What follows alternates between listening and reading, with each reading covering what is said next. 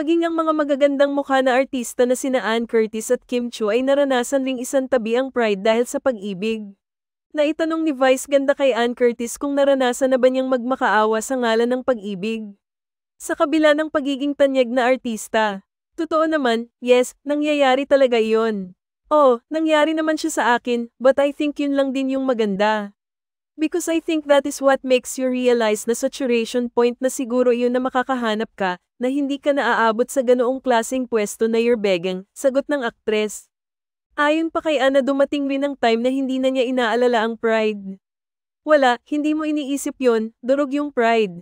Hindi mo iniisip kasi mahal mo yung tao, dagdag pa ni Ann Curtis. Maging si Kim Chiu ay naitanong din ni Vice Ganda na agad din namang sinagot ng aktres. Opo, siguro lahat tayo pagdadaanan yun kasi hindi tayo mabubuo. Totoo, lahat pagdadaanan mo talaga ang iba't ibang klase ng love. At the end of the day, marirealize mo, buti na lang tapos na, ganon. Buti na lang nakangiti na ako ngayon. Kailangan mo siyang daanan. Di mo siya dapat lampasan. Sa kabila naman ng lahat ng pinagdaanan nila, hindi pa rin umano pinagsisihan ng dalawang actress host ang mga pinagdaanan dahil ito ang nagpapatibay sa kanila at lalo pa umano silang gumaganda. Matatanda ang naging kontrobersyal ang pinagdaanang relasyon ni Ann Curtis at Kim Chiu sa kani-kanilang ex-boyfriend.